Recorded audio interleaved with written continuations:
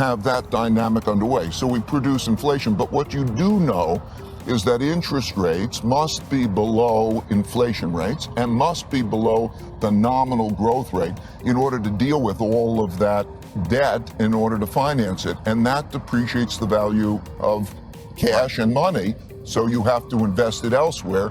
That's the dynamic, right? So that suggests to me two things.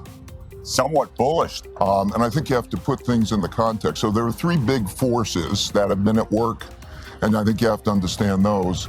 First is the debt money thing. How much debt and money, and what are the repercussions? How does that pass through the economy? What does that mean for markets, inflation, and so on?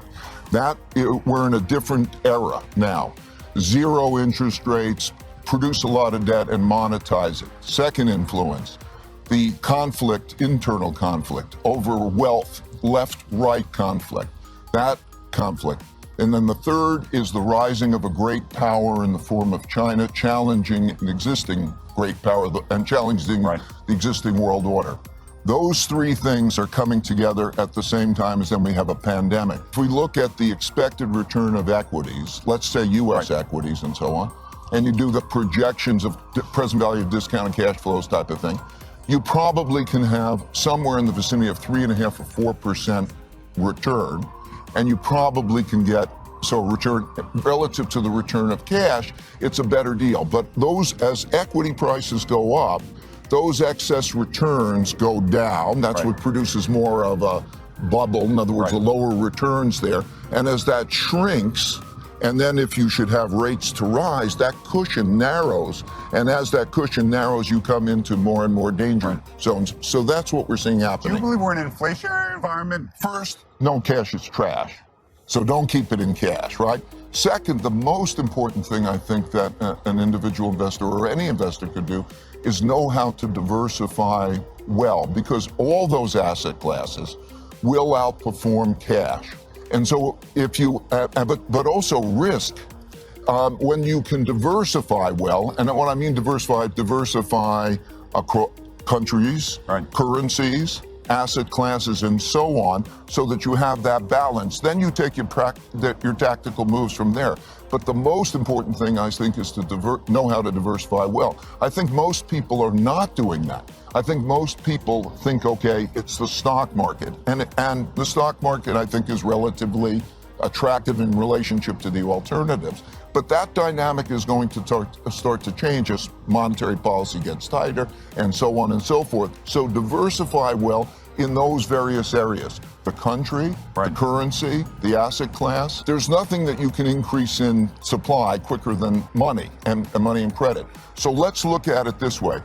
There's a big increase in the value of financial assets. So think about yourself, each individual, and say how much of your net worth is in financial assets versus actual things, your house, your other things, your equity.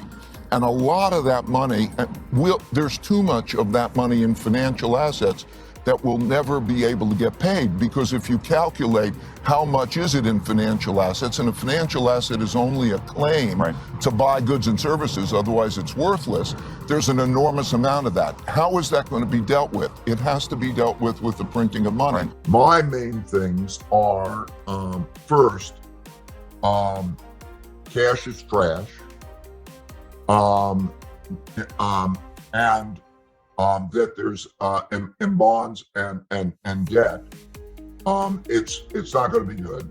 And the claims of financial assets.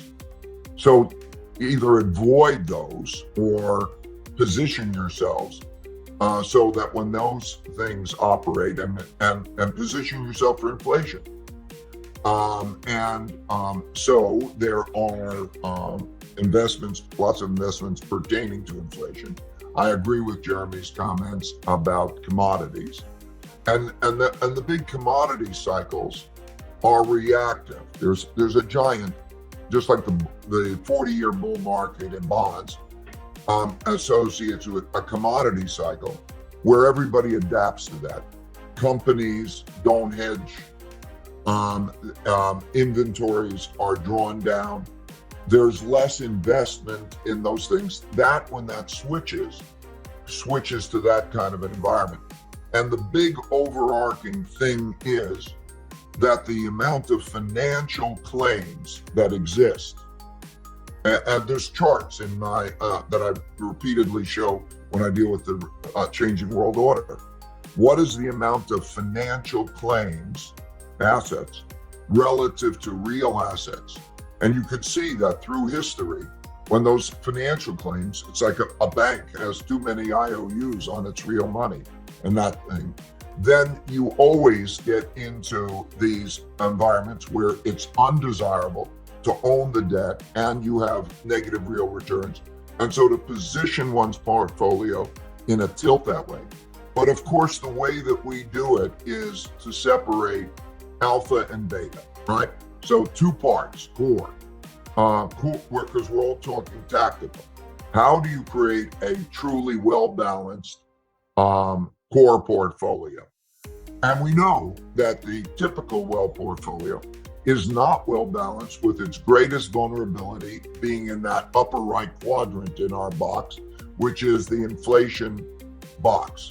And we know that we're in that environment.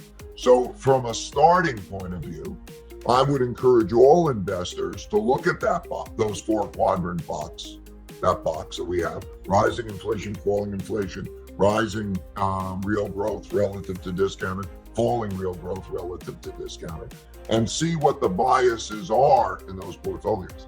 I believe that now you can simultaneously reduce risk and raise returns, reduce risk of that portfolio by having more in that upper right quadrant, rising inflation, and you will reduce your risk, because if you look at your portfolio, typical investor's portfolio, that is the environment that it is missing. So you start with that. How do you get more neutral? How do you get better balance? And you cover yourself from that exposure. And then you make your tactical moves around it. And the tactical moves, again, should not be in those debts. It should be very well diversified. I think that the social and political conflicts are going to be a big investment thing coming forward. And so that'll mean, and the way I look at it is, I want to look at places that have good income statements and balance sheets. So when I say places, I mean countries, as well as individuals that make up those countries, the individual people and the individual companies. So do they have a good income statement, financial stability? If they have a good balance sheet so that they can weather those things. And also, it's a sign of their productivity. Are they productive? And then number 2, are they civil with each other?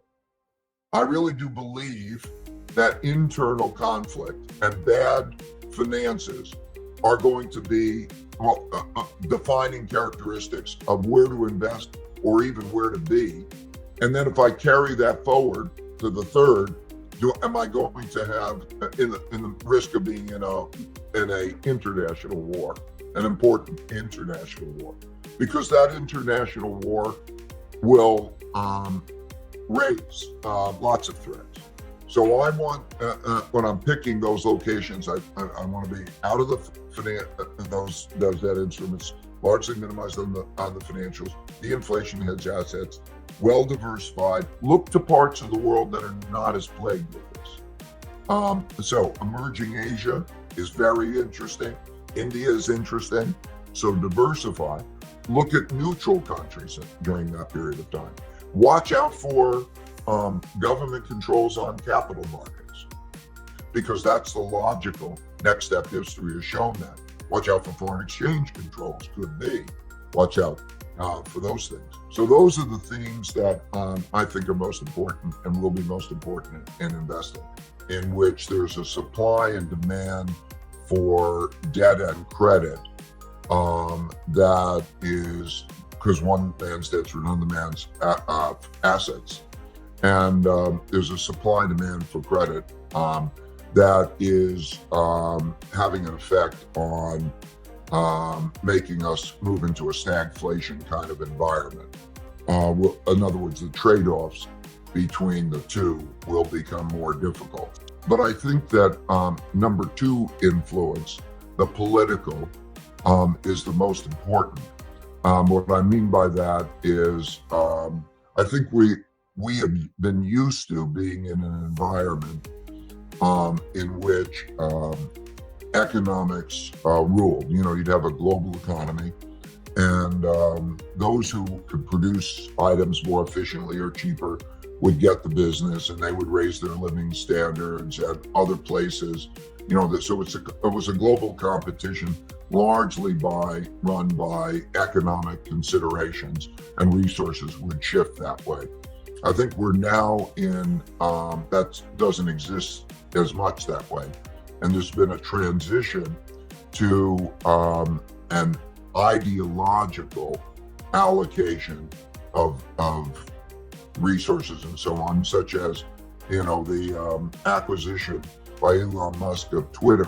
It's not a financial transaction as much as it is for the purpose of it'll have controls. And when we have the conflicts such as with Disney and DeSantis in Florida and those political ideologies, it's the belief that economics has got to fall within that agenda. That'll have very big implications, I think. And then, of course, this external. So I've been rambling here a little too long, threw a few things on the table.